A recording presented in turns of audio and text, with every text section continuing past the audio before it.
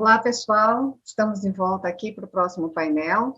Esse painel vai falar um pouquinho dos rumos da tokenização, né, em projetos de ativos digitais. Para isso, a gente trouxe 4 especialistas aqui, com diversas abordagens. Acho que vai ser um painel bem rico para a gente trazer novos insights.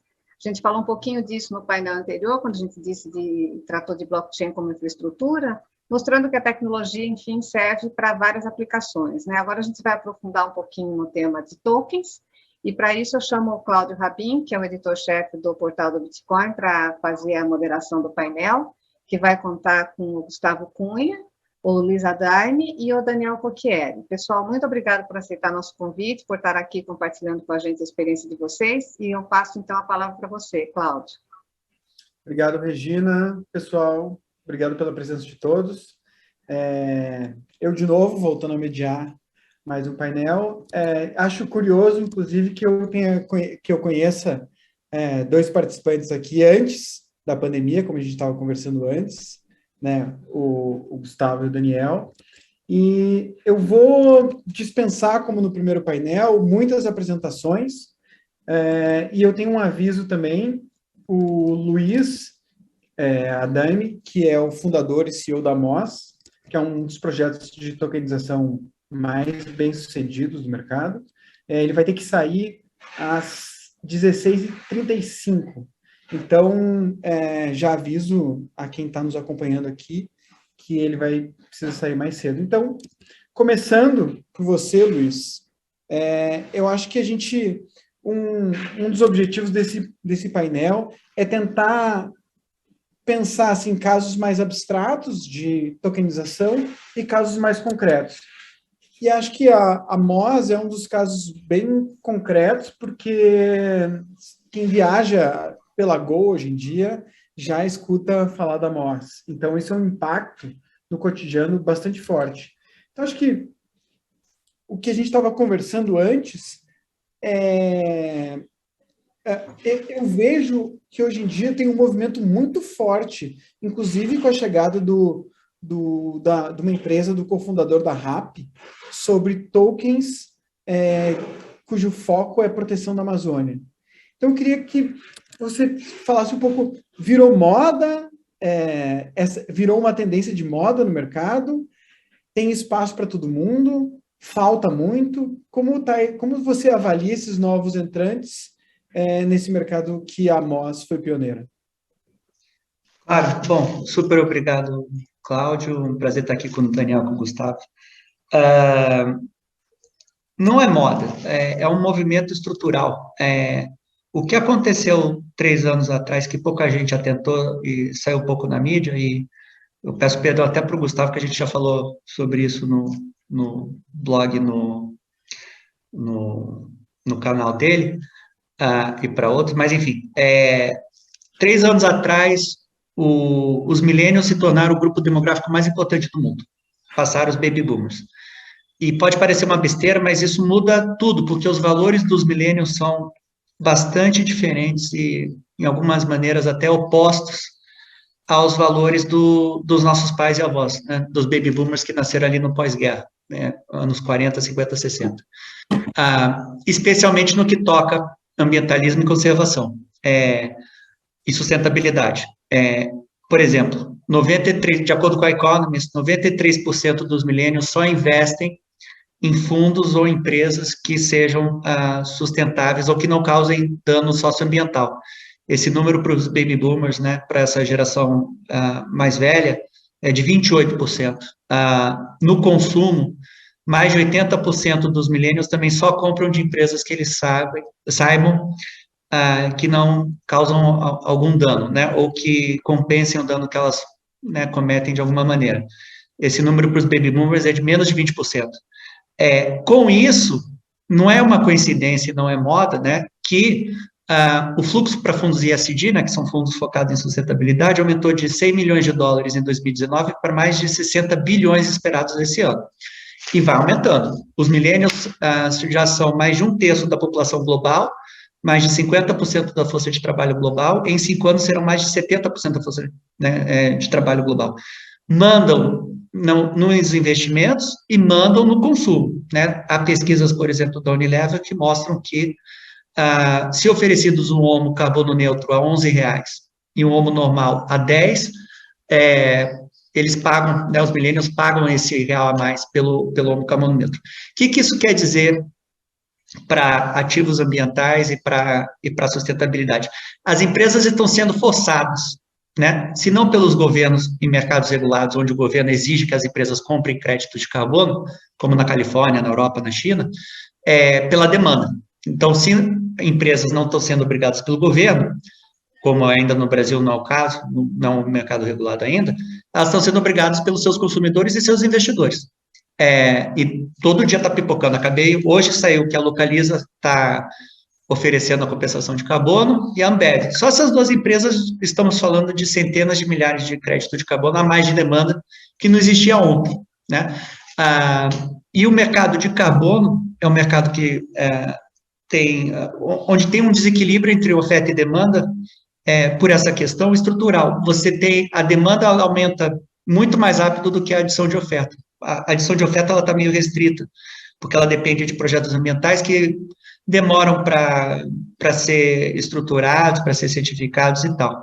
A razão pela qual a gente colocou em blockchain, e a vantagem do blockchain para esses ativos ambientais, é que no passado teve muita fraude, picaretagem, né, em ativo ambiental. Se vendeu crédito de projeto que não existia, se vendeu o crédito que existia foi vendido mais de uma vez, e o blockchain, claro, elimina essa questão do double spending. E aí podem ser ou créditos fungíveis, nós trabalhamos com os dois, né, ou NFTs, e a gente fez NFT de terra na Amazônia, para acelerar, vamos dizer, o trâmite e diminuir a burocracia de uma aquisição de um pedaço da floresta na Amazônia, ou os fungíveis, que são o MCO2, que foi listado no mercado Bitcoin, na Coinbase, na Gemini, etc. Respondendo em curto, assim, não é uma moda, acho que é estrutural, e a gente está bem no comecinho, não chegamos nem ao primeiro minuto do primeiro tempo desse jogo. Por exemplo, a Moss, através das transações de crédito de carbono, protege uma área de um pouco mais de 1 milhão de hectares. A Amazônia tem 650 milhões de hectares, ou seja, não chegamos nem a 1% da proteção, né, que a gente precisa ter. Quando eu falo moda, assim, talvez seja um termo errado, Gustavo. Uma coisa que eu queria perguntar para ti, como eu falei antes, né, acho que desde 2018, 2019, a gente se conhece, e desde 2018, desde 2019, eu escuto sobre as grandes promessas e os grandes milagres da tokenização. Mas me parece que agora alguma coisa realmente destravou, que talvez existisse algum tipo de gargalo que eu desconheço e que o mercado ou estava engatinhando, não estava preparado. E não sei, você tem alguma tese, alguma perspectiva sobre o que foi o grande destravador desse mercado? O que mudou? Eu acho, Cláudio, antes de responder, acho que obrigado por ter me chamado aqui, adoro discutir com esses dois craques aqui junto comigo também, acho bem legal. Tá, brigadão.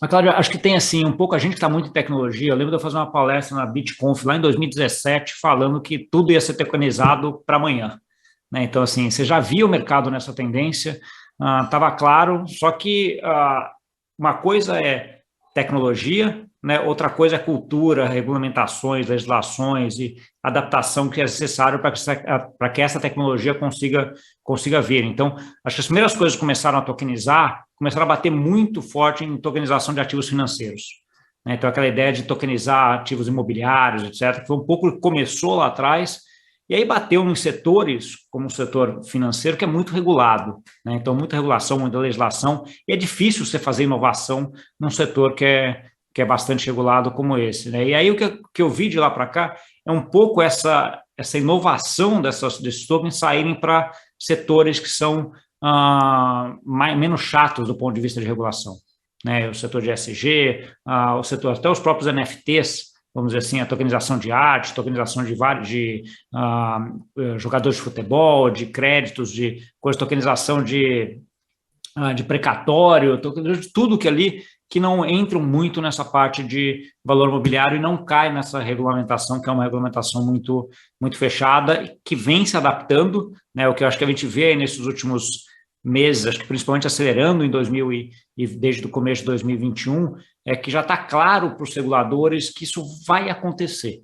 Né? Então, assim, eles vão precisar se adaptar a isso, e até esses setores muito regulados estão começando a fazer inovação em relação a isso. Os próprios sandbox do Banco Central mostra isso, o Lift, cara, do Banco Central mostra isso, de que esses setores regulados estão vendo, até se a gente pegar num modelo mais global, essa parte das moedas digitais dos bancos centrais já mostra isso também. Todos os bancos centrais grandes hoje estão testando aí, incluindo o Brasil, com seu real digital, a digitalização ou a tokenização até da moeda.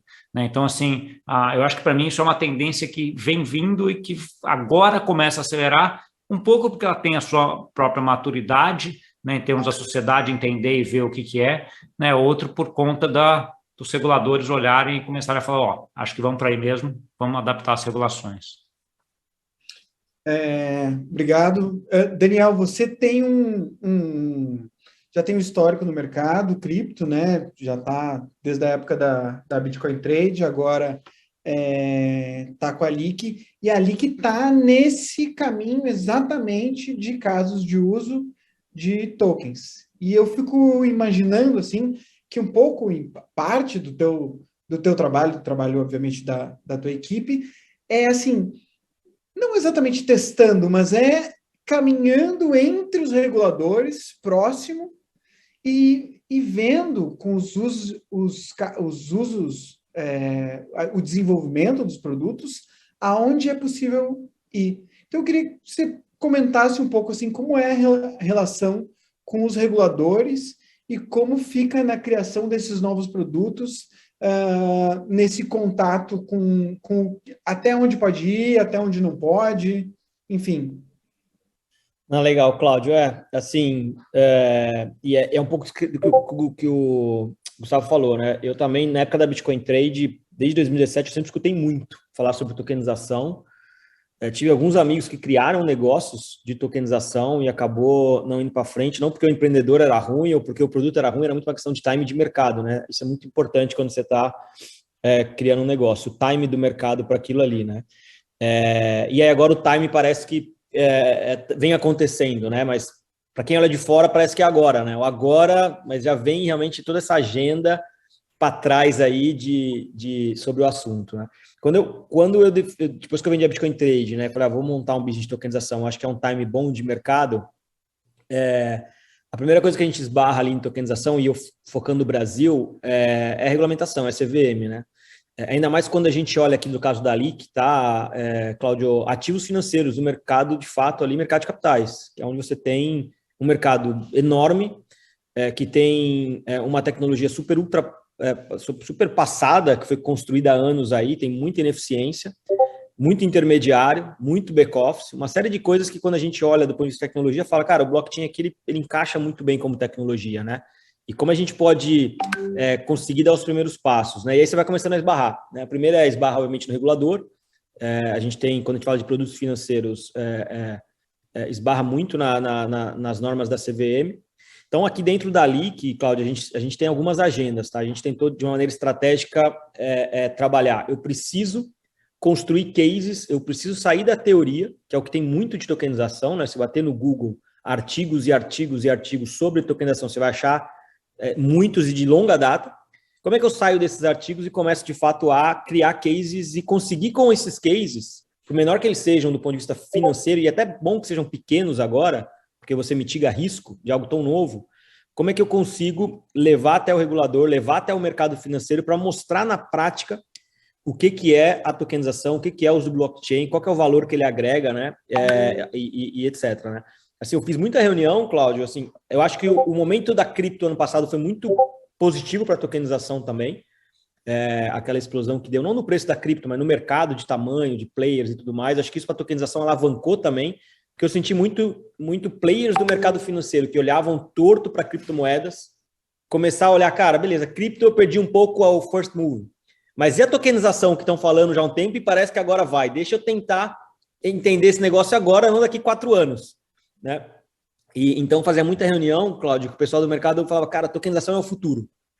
Cara, eu nem perguntava o porquê, tá? Falei, cara, continue achando que é o futuro, porque isso me ajuda a ter uma agenda a curto prazo de dar o próximo passo, porque muitas vezes eu sentia que a pessoa não sabia por que era o futuro. Ela estava ali, é o futuro. E eu falei, cara, é isso mesmo, é o futuro. Todo mundo falava blockchain, só repetia a mesma palavra. É o futuro. Eu falei, cara, é o futuro. Então vamos fazer o seguinte, vamos sair da teoria e vamos tentar entrar na prática. O que é o futuro? Aonde o blockchain entrega valor? Não, vamos criar um piloto, vamos tokenizar algo, vamos fazer... E aí isso é uma agenda mais a curto prazo, Cláudia. A gente teve algumas reuniões com a CVM e a gente achou um ativo que a gente entra numa área cinzenta, que é o que a gente vem fazendo muito, que são tokenizações de recebíveis, que é um mercado enorme, que é um mercado que dá para desintermediar, que o blockchain entrega valor, que a tokenização agrega valor, que não é hype, né? Que aí também a gente vai começando a desviar, né, do que é hype, do que entrega valor. Acho que esse é o papel aqui de realmente construir um business que pare de pé. Aí a gente achou essa linha do recebível, que é uma zona cinzenta com relação à regulamentação. Só que aí, então, essa é uma agenda mais a curto prazo. E é o que a LIC vem fazendo. A gente já emitiu, se não me engano, 9 tokens, todos valores baixos, ali 500 mil, 200 mil, 1 milhão, operações pequenas. Porque quando a gente está falando de tecnologia, para escalar isso para 5, 10, 20, 100, não muda nada. É tecnologia, não tem que... o que vai mudar é o tamanho do bolso e onde você vai alcançar esses 100 milhões, 50 milhões. Mas do ponto de vista de operação é muito... isso é uma agenda a curto prazo que a gente tem quando a gente fala aqui do mercado brasileiro. A outra é médio e longo prazo, que é a agenda com a CVM em cima de valor mobiliário de fato. E aqui é uma agenda médio e longo prazo, né? Porque você tem ali a CVM, você tem os players regulados, não vai mudar a norma, não vai mudar nada em 6 meses, 1 ano, não acredito, tá? Mas tem que ter essa agenda médio e longo prazo com o regulador e com os players do mercado regulado, no que ali que está se propondo a fazer com tokenização, né? É outra coisa que as pessoas têm que entender. Tokenização é muito ampla. A gente tem o caso aqui da Moss, que é outro ativo, que é outro propósito, que usa o blockchain como tecnologia. A gente está aplicando ela ao mercado financeiro, tem gente aplicando ela em outras, enfim, né? Não é a mesma coisa. E tem maneiras diferentes de fazer tokenização ainda, né, Cláudio? Que é mais complicado. Tem gente que tokeniza de um jeito, gente que tokeniza de outro, enfim. Acho que é um mercado muito novo que está encontrando algumas coisas aí, né? E essa média e longo prazo, no caso aqui da LIC, a gente colocou dentro do cap table o Banco Itaú, que é sócio da LIC, colocou Oliveira Trust, que é sócio da LIC, que são players regulados, para que esses caras ajudem a gente a empurrar a agenda com o regulador. Porque eu, como LIC, não tenho força para conversar com uma CVM como um Banco Itaú tem, como uma Oliveira Trust, ou como qualquer player regulado, não tem, mas qualquer player que a CVM regula, ela obviamente consegue escutar melhor e, enfim, faz parte do ecossistema ali, né? Então, aí para a gente isso aqui é uma agenda médio e longo prazo de tokenização, que é importante e que vai destravar cada vez mais o uso da tecnologia no mercado financeiro. Enfim, um pouquinho do panorama, não sei se consegui te responder. Não, acho que tá. A pergunta foi ampla também, mas eu acho que é isso. A gente está nesse debate, a gente vai do abstrato para o específico ou vice-versa. E o reverso do avesso. Mas voltando, a gente tem, já que o Luiz tem que sair daqui a pouco, a gente tem uma pergunta que veio da Ivana, que ela está perguntando assim para o Luiz, como se dá efetivamente essa proteção da Amazônia por meio das cotas de carbono? Como que isso é feito na prática? Ótima pergunta. Um crédito de carbono, ao contrário do que a gente acha meio contraintuitivamente, não é um certificado de plantar árvore ou de tirar CO2 do ar, não é uma coisa física. É um certificado de um conceito, de uma ação, é um negócio intangível. E aqui o que se certifica um crédito de carbono é um certificado em que uma empresa ou um projeto ambiental evitou a emissão de 1 tonelada de carbono. E, gente, desculpa, é meio complexo, então tem que dar um pouquinho de detalhe aqui. E aqui o conceito um exemplo um parque eólico, né? É um monte de catavento. E, no entanto, a gente sabe que energia renovável gera crédito de carbono. Mas o parque eólico, né, o catavento não tira CO2 do ar. Mas um parque eólico de 100 megawatts evitou a construção de uma térmica a carvão que queimaria carvão de 100 megawatts. Essa térmica poluiria 1 milhão de toneladas ao ano. Cada tonelada evitada é um crédito de carbono. Aquele projeto audita, certifica aquilo seguindo protocolos internacionais e é alocado 1 milhão, ou emite, né, 1 milhão de créditos de carbono que ele vende para empresas poluidoras. Ou seja, o dinheiro flui das empresas poluidoras para projetos ambientais que estão evitando poluição. Esse é o conceito de crédito de carbono. No caso das florestas, também muito pouco vem de plantar árvore. E as árvores, elas tiram CO2 do ar quando elas estão crescendo. Aliás, é uma falácia dizer que a Amazônia é o pulmão do mundo. A Amazônia, ela tira CO2 do ar durante o dia, mas ela é uma floresta madura, e ela devolve para o ar quando ela está respirando. As árvores, elas tiram o CO2 do ar quando elas estão crescendo, porque o CO2 sai, né, do ar e vai para as árvores como celulose, né, vai montando os troncos e as folhas. No caso do Brasil, ou de lugares de alto desmatamento, uma floresta é um grande estoque de carbono. Quando a gente queima a floresta, aquele carbono que está estocado nas árvores, ele vai para o ar como CO2, e aí você tem a poluição. Então, se você evita o desmatamento, você conserva uma área, e você audita e prova aquele trabalho de conservação, você evitou poluição. Dos 2 bilhões de toneladas que o Brasil polui por ano, 1 bilhão e 200 mil, né, 1 bilhão e 200 milhões vem da gente queimar a nossa floresta, né? Então, o processo de um grande projeto de conservação de 100, 150 mil hectares. A referência, a cidade de São Paulo tem 150 mil hectares, ou seja, áreas enormes, conservam, e aí ao final do ano, ou no ano seguinte, chama uma auditoria que vê o trabalho de conservação e estima quanto que foi evitado de poluição. E aí aquele projeto emite créditos de carbono e vende para empresas poluidoras. E assim que a gente consegue, ou o sistema consegue remunerar, pagar quem conserva. É meio esse o conceito, da gente monetizar o trabalho de conservação ou descarbonização da economia. Perfeito. Luiz, você quer aproveitar a deixa? Sim, só uma última palavra, e eu diria que o grande lance, assim como o Gustavo e o Daniel mencionaram, há uma facilidade maior nas NFTs em setores, digamos, não financeiros, porque você tem uma utilidade ali para aquele token. No caso do crédito de carbono, é um caso muito especial, porque o crédito de carbono ele não expira, né? Então, ele é um utility token diferente, porque ele acaba sendo uma reserva de valor também. E tem no setor quem argumente que o crédito de carbono vai ser o próximo ouro, é o ouro verde, né? Há os carbon maximalists, né? Assim como tem os maximalistas de Bitcoin, tem os de carbono. Num mundo onde nós temos que reduzir a poluição pela metade nos próximos 10 anos, ou seja, um baita desafio para a sobrevivência da humanidade, o que vai valer mais? Ouro ou as árvores, né? À medida que as empresas são pressionadas cada vez mais para comprarem esse ativo que está se tornando cada vez mais escasso, e é um ativo escasso, é um ativo limitado, né? Tem um número X de átomos ou de moléculas, né, que incluam carbono no mundo.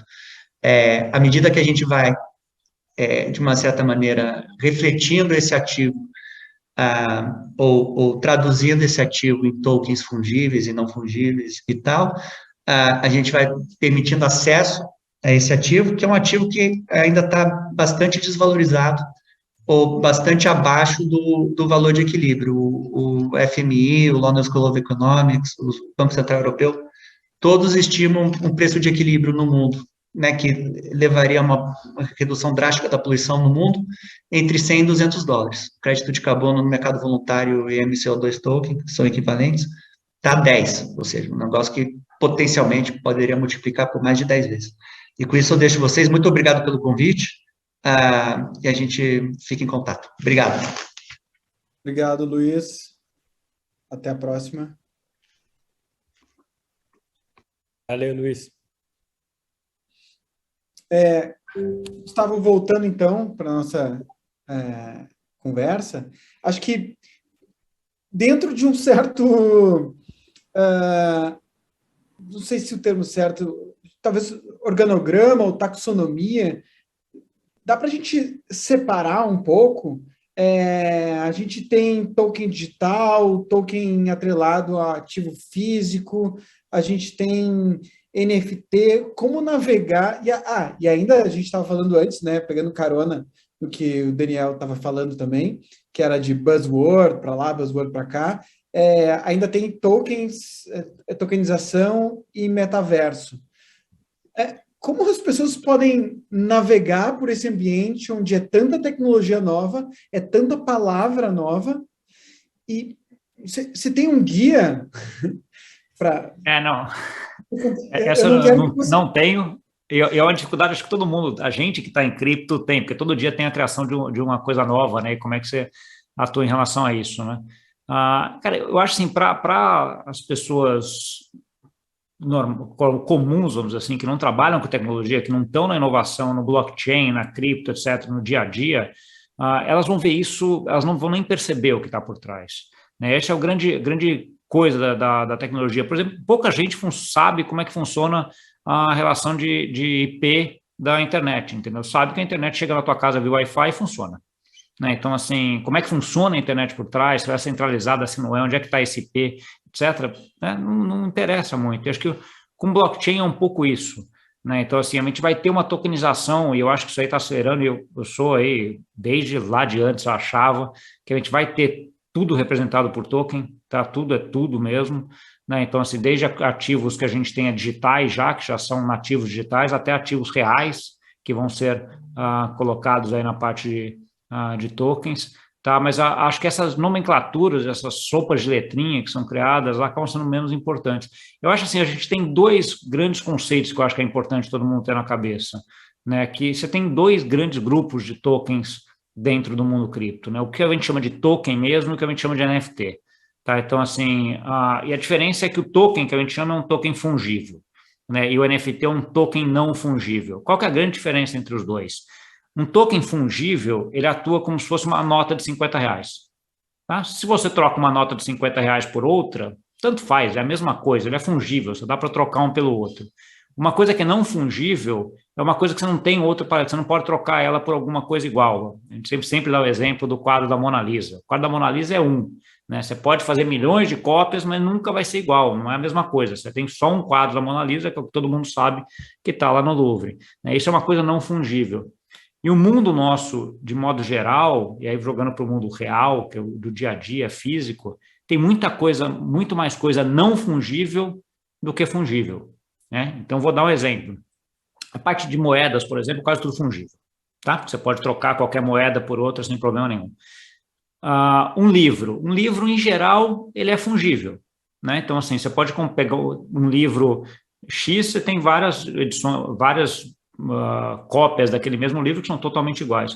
Só que se tiver um livro autografado, ele já virou não fungível, né? Se tiver uma roupa nova, que tem um detalhe a mais, ele já é não fungível porque ele já é único. Se tiver um tênis customizado, ele é não fungível.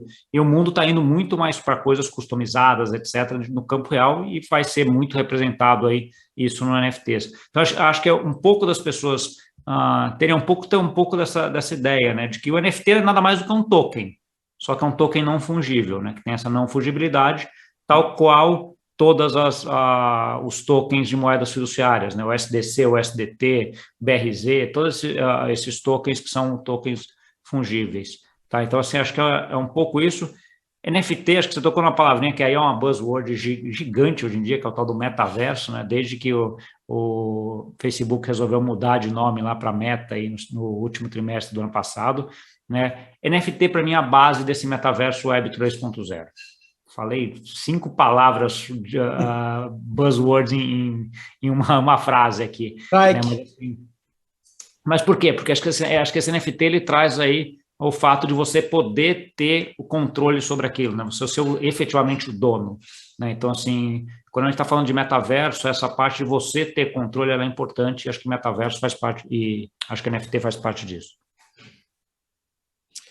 Daniel, olhando um pouco para fora de casos de uso de tokenização fora do Brasil, eu não sei se eu perdi o fio da meada, mas eu não vejo tanta coisa acontecendo no resto do mundo, pelo menos no resto do mundo, estou exagerando, mas pelo menos em termos dos Estados Unidos, quanto no Brasil.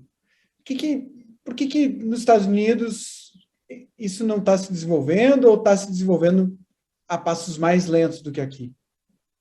Não, Cláudio, acho que tá se desenvolvendo, né? A questão é que tem muitos cases, de novo, a gente esbarra muito com o regulador, né? Então tem muita operação que às vezes é privada, que às vezes é piloto, que às vezes é restrita. Tem uma série de acho que movimentos acontecendo. Eu acho que isso não é só no Brasil, mas também tem os mesmos desafios, né? Com relação à regulamentação, à educação de mercado, é algo muito novo, desde o lado do investidor, o que é um token, como eu declaro, como funciona. Então, assim, aqui nos Estados Unidos tem um case que eu particularmente gosto muito, que chama realty.com, realt.com, ou .co, que é um case bem interessante, que eles vêm crescendo, mas eles vêm mudando um pouco de acordo com eu estou acompanhando eles desde o comecinho, e agora, por exemplo, eles já começaram a fechar somente para investidor qualificado, porque a SEC aqui, que é a CVM do Brasil, já deve ter dado ali algumas restrições, mas o que eles fazem, tá? É uma tokenização muito interessante. Tem muito business de flipar imóvel aqui, né? Você compra um imóvel, né? Compra um imóvel, por exemplo, Detroit, Chicago, é uma região que caiu muito, então tinha muito imóvel barato, o pessoal abandonou, teve acontecer algumas. Então tem um negócio aqui que é comum, você compra um imóvel por $30 mil, reforma e põe para alugar, né? Isso passa a te dar aqui chama flipar, isso tem no mundo inteiro, né? Você fazer business nesse sentido. E esse site, o que ele faz? Ele pega um imóvel, ele começou muito forte em Chicago, compra esse imóvel, tokeniza esse imóvel, administra esse imóvel, e quem compra o token ganha o yield do aluguel desse imóvel. Só que eles têm já vários, eles começaram com um, com dois, tem assim, centenas de casas em Chicago que estão tokenizadas através do Realty, que começaram a ir para outras cidades. E é um business que ele existe sem o blockchain, mas muito mais limitado. Daniel, você quer participar? Você quer investir? Quero. Você tem que botar $100 mil para comprar 2, 3 casas. Você tem que entrar com um ticket alto.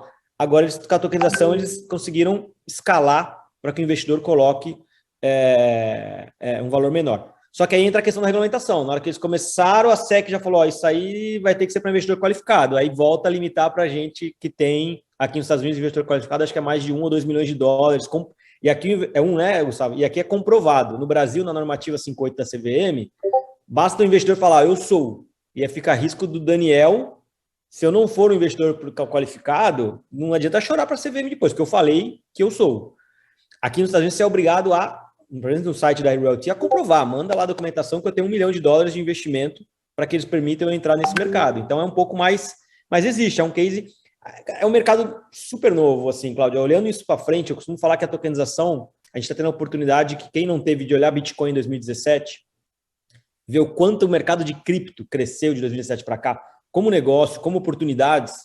A tokenização, para mim, está em um momento, se fosse criar um paralelo, muito parecido. Olhar a tokenização daqui 3, 4 anos, eu acho que vai ser outro mercado. Então, quem está, obviamente, tentando olhar ela agora, pode ter um grande upside aí, lá na frente, como teve quem olhou criptomoedas lá atrás, seja investindo no ativo, seja montando um negócio, seja, de alguma maneira, criando ali no ecossistema, né? Então, e aí um case interessante falando no Brasil, Cláudio, não sei se tem tempo, e aí puxando aqui para o nosso lado, a gente acabou de lançar hoje uma oferta que é o token da Solubil, que é o Biotoken, que é um token lastreado em 3 recebíveis da Solubil. Solubil é uma empresa que já até emitiu CRA no mercado, né? CRA é Certificado de Recebíveis Agrícolas, emitiu um CRA de 100 milhões no mercado de capitais. É uma empresa que vai faturar 300 milhões esse ano, é uma empresa que mexe com agro, grande. E qual que é o problema, às vezes, né? Para emitir um CRA, ela tem que represar ativos. Então, ela não pode emitir um CRA de 200 mil, de 500 mil, de 1 milhão, de 1,5 milhão. Ela tem que ficar gerando ativos no negócio dela. Quando ela tem lá 20, 30, 50, 100 milhões, ela chama uma galera do mercado para, entre 90 a 120 dias, montar um CRA e aí depois ir no mercado de capitais vender esse CRA, né? É uma operação cara, demorada, complexa e que é ineficiente. Com a tokenização, ela pegou um ativo que é o mesmo que está no CRA, tá? Que é o Certificado de Recebíveis Agrícolas, para quem não... É o mesmo que está no CRA. Ela pegou um ativo, que é um recebível dela, ela tem um a receber dentro do business dela.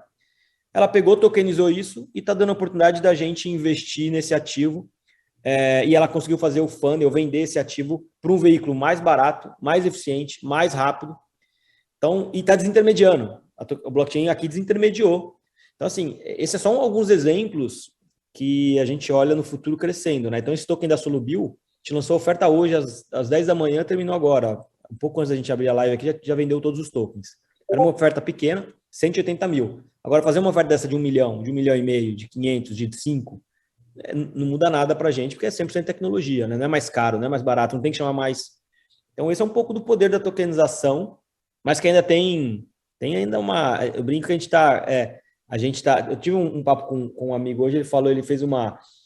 A gente está tirando o matagal, né? Fazendo a estrada de terra agora. Então, a gente está capinando, arrancando o matagal da frente, fazendo a estrada de terra. E daqui a pouco tem que botar um asfalto. Daqui a pouco tem que começar a.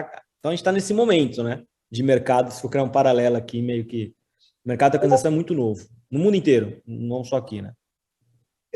Como todo mercado novo também gera riscos e incertezas, né? Tem uma pergunta do público, o José Anaildo Soares.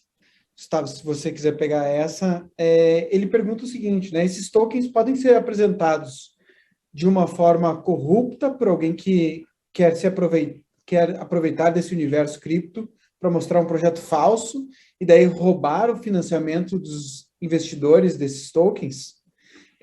Acho que dá para ampliar um pouco, Gustavo, assim, todo mercado tem agentes corruptos, e isso é comum, a gente vê muito isso em novas fronteiras de tecnologia, sobretudo, mas acho que dá para ampliar e falar dos maus atores, mas também pegar, assim, o que a gente vê de risco?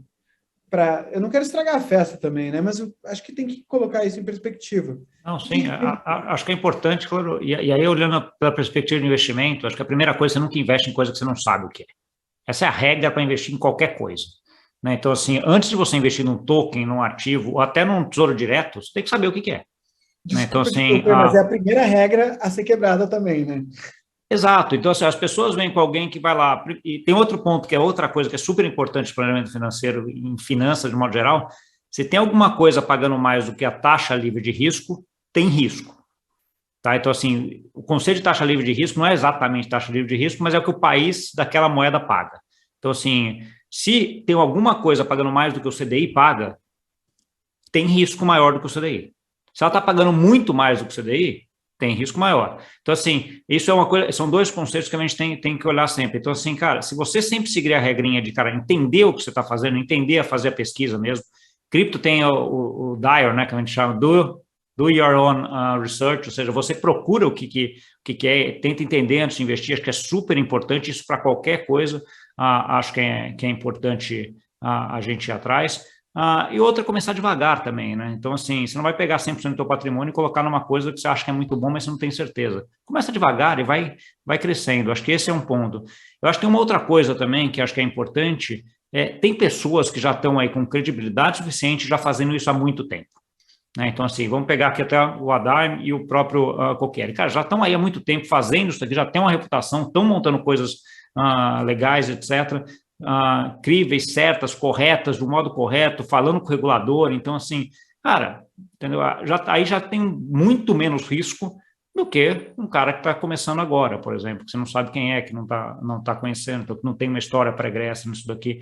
Então, assim, isso faz parte da tua pesquisa, de você entender não só o ativo, mas o que está por trás, a empresa, etc. Então, assim, acho que essa é uma coisa muito boa que cripto traz, e que talvez no mercado financeiro as pessoas estejam desacostumadas até por mecanismos de salvaguarda do mercado financeiro. Né? Então, assim, tem muita gente que faz compra CDB dentro do FGC, por exemplo. Né? Porque se o banco quebrar ou não tem problema nenhum. Tá? O FGC cobre. Né? Então, assim, cara, o conceito está errado, na minha opinião. Você tem que ver onde você está investindo, entendendo o que você está investindo e não acreditando no seguro que você vai ter em relação àquilo. Né? O seguro é um segundo layer, né? Um segundo ponto em relação ao negócio. O cripto não tem esse segundo. Tem algumas estruturas sendo construídas em termos de seguro, etc., mas não existe ainda. Tá? Então, assim, aquela história, entrou coisa. Mas acho que é um pouco isso.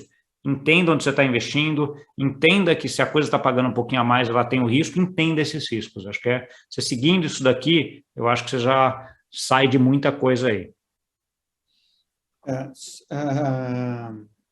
Bruno, do público, comenta que negócio sem risco não é negócio.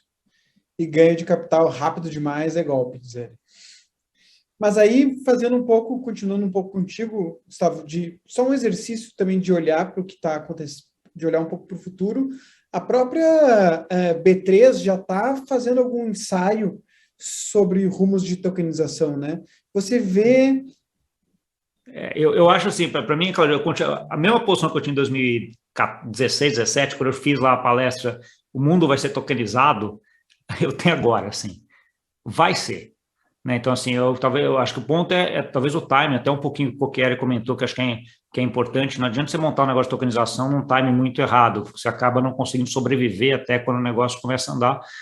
E o que você vê aí desde o final da pandemia, ali desde 2021 principalmente, isso pegando muito. E está indo para todo jeito. Quando a gente vê, por exemplo, bancos centrais vendo projetos de tokenização de moeda, tá? Que esse é um jeito diferente de falar do que é um Central Bank Digital Currency, que é uma CBDC, que é o nome que todo mundo fala, que é o real digital, por exemplo.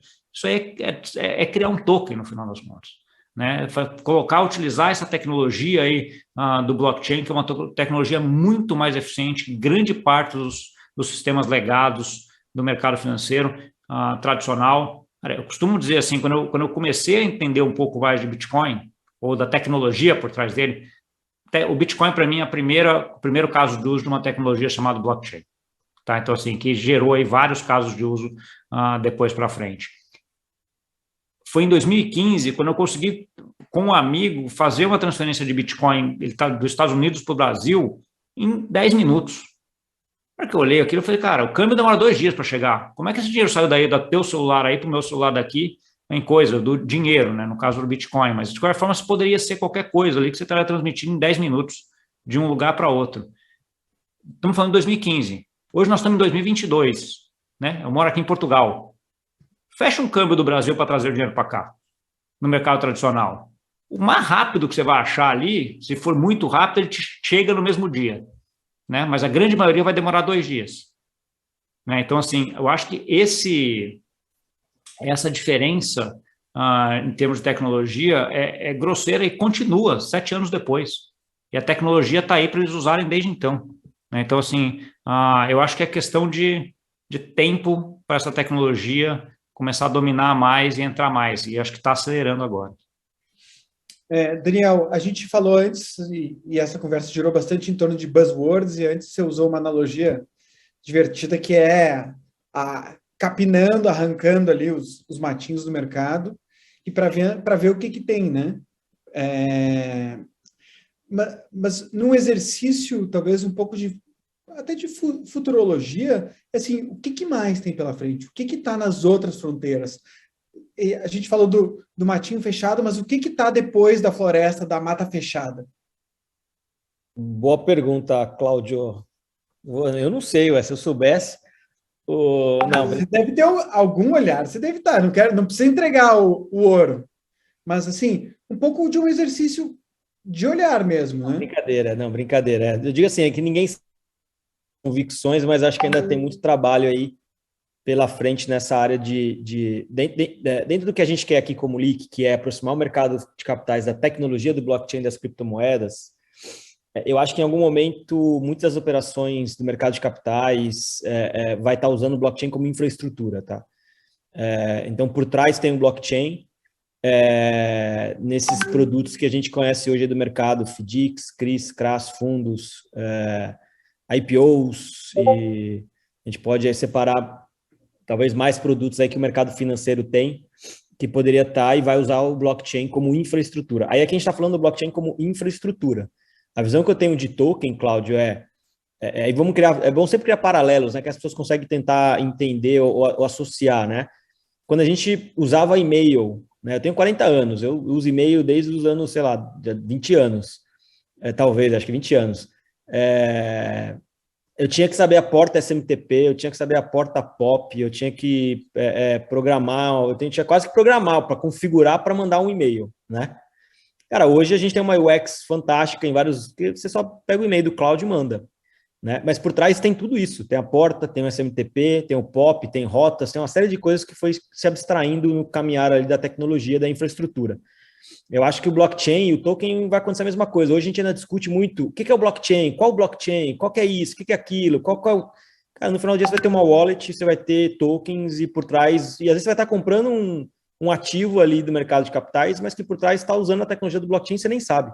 Ela é infraestrutura, não necessariamente você investidor ou emissor tem que estar, né, Então, assim, esse é um pouco da visão que eu acho que pode acontecer, tá, Cláudio? Assim, lá na frente, né? O blockchain, de fato, sendo infraestrutura para esses produtos financeiros. Agora, de novo, cara, blockchain pode ser aplicado para N coisas, né? Eu estou dando um exemplo do que ali que está olhando. Você tem blockchain para rastreabilidade, você tem blockchain para outros tipos de ativos alternativos, você tem blockchain para as criptomoedas que usam blockchain.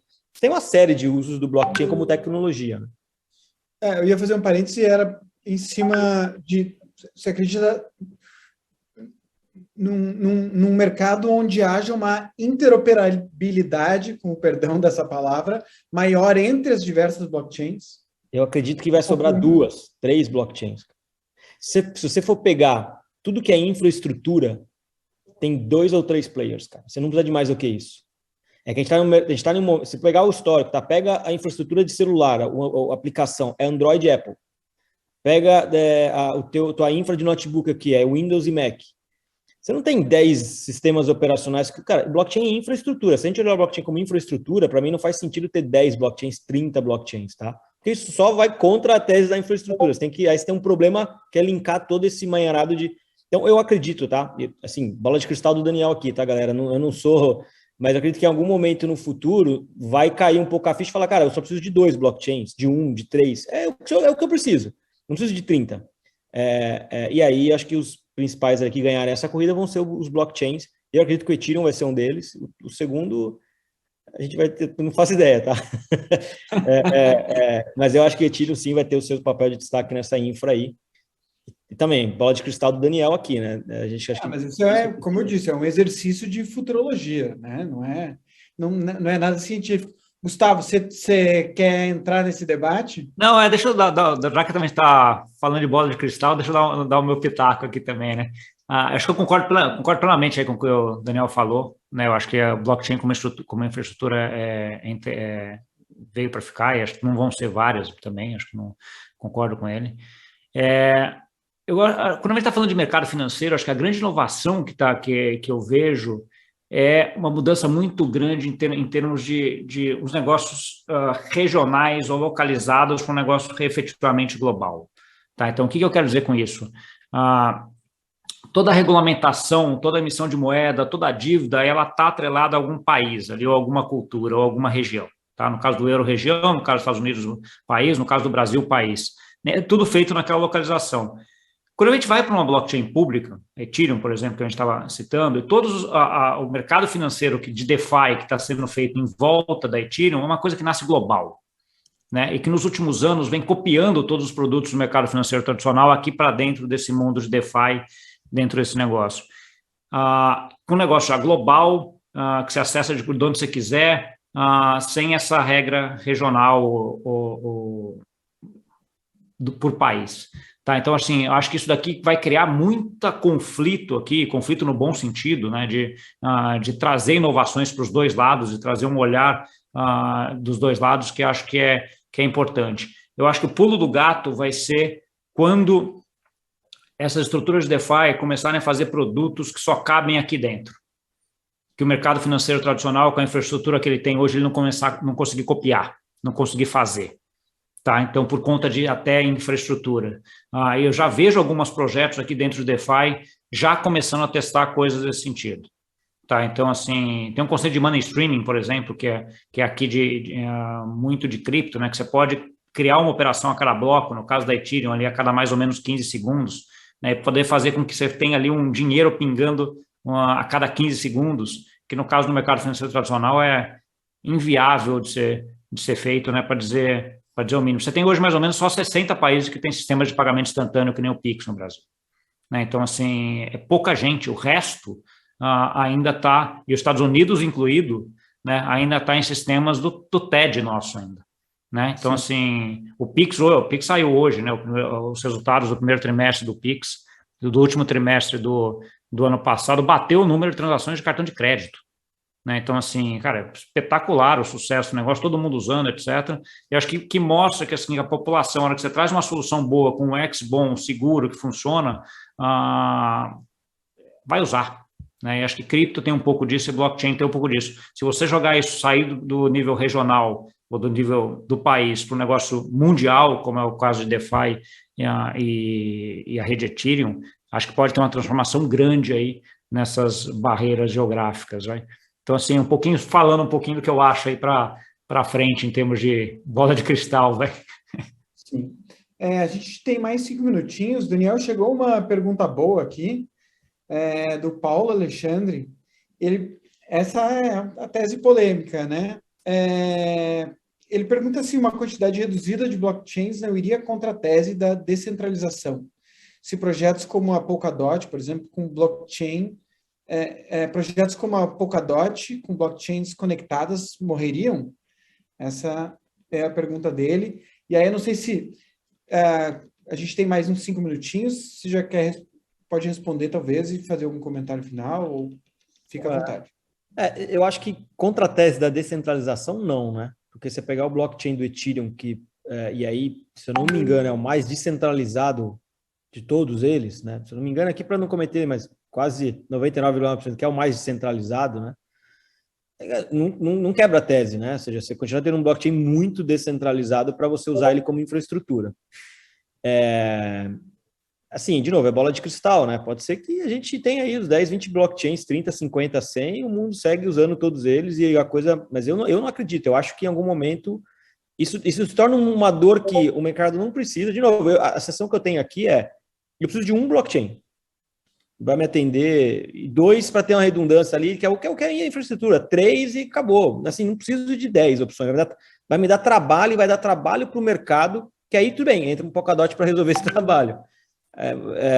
Um dos exemplos que ele deu, talvez, mas enfim, parando para pensar um pouco nisso, eu não sei, mas o que de fato hoje a gente tem, né, 30 blockchains aí, uma cacetada de aplicações sendo desenvolvidas, muitas repetidas, porque é muito código livre, o cara lança um protocolo no blockchain, replica no outro, fica um pinga-pinga de dinheiro nos pools, entrando... Algumas coisas que eu acho que, para mim, aproveita quem entende, tenta arbitrar ali em algumas questões, tenta andar nesse mercado, mas não vejo no futuro fazer muito sentido algumas coisas. Tem muita coisa animal sendo construída, mas algumas coisas eu fico na dúvida ali de como vai seguir, né? Mas eu acho que contra a tese da centralização, eu não vejo nenhum. Não, muito pelo contrário. O blockchain do Ethereum é o mais centralizado e vai continuar sendo e seria, enfim. Eu acho que não, né? Mas assim, até é uma opinião, de novo, posso estar totalmente enganado e aconteceu o oposto. Acho que a gente está num momento do mercado muito, muito ainda no começo.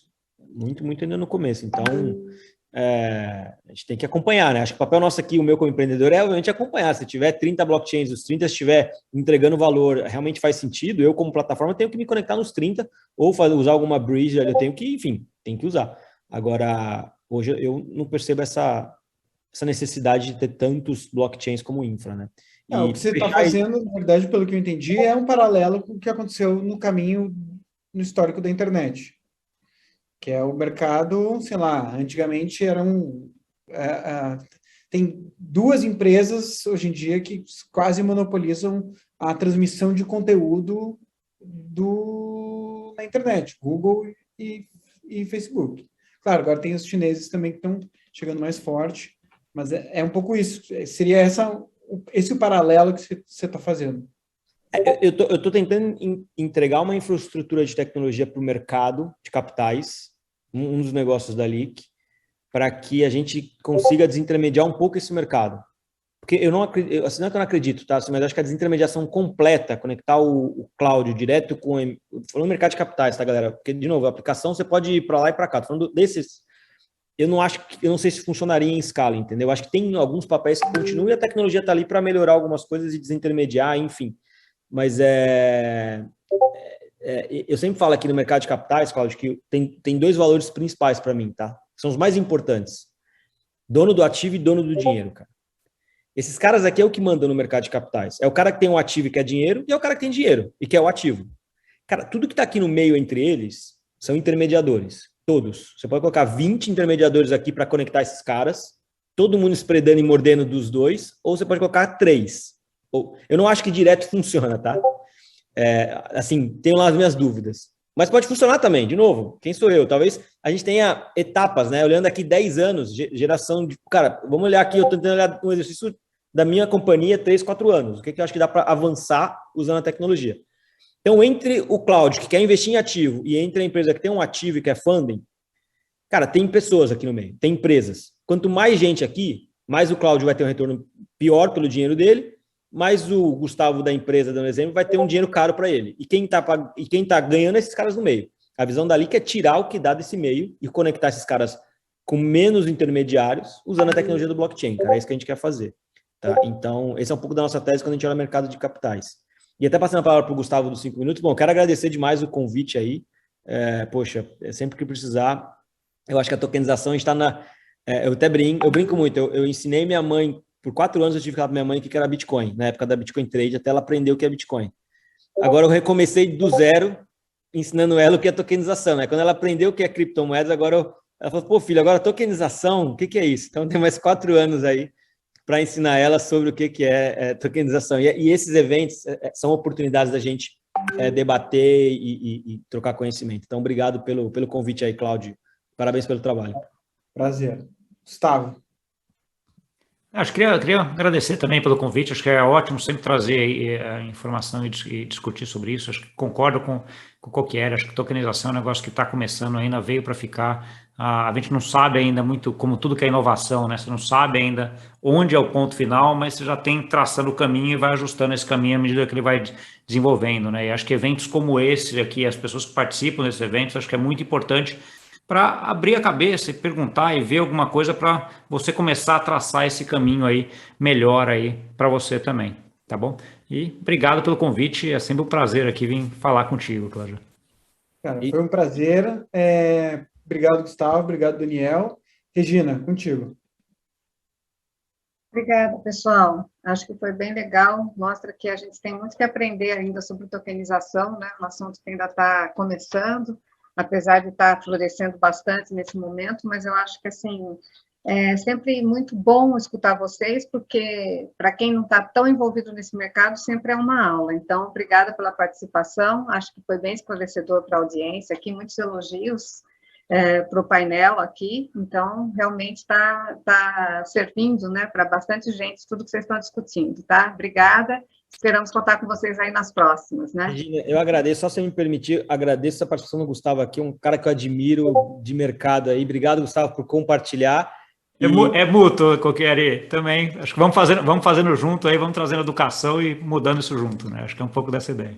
Vamos lá, obrigado, gente. Valeu, obrigadão. Obrigada a vocês. O mundo mudou. Não existem mais barreiras e nem limites. Não existe evolução sem revolução. A tecnologia e a inovação estão transformando a economia. A nova economia digital é um caminho sem volta e está mudando a forma como lidamos com o nosso dinheiro. Vem para o mercado Bitcoin, a maior plataforma de criptoativos da América Latina, com mais de 3 milhões de clientes e mais de 140 ativos digitais disponíveis para você diversificar a sua carteira. E aí, pronto para começar? Abra sua conta agora.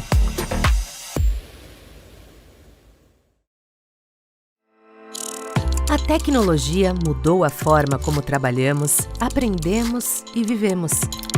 Ela nos conecta ao novo. Se antes o conhecimento era centralizado, hoje é descentralizado.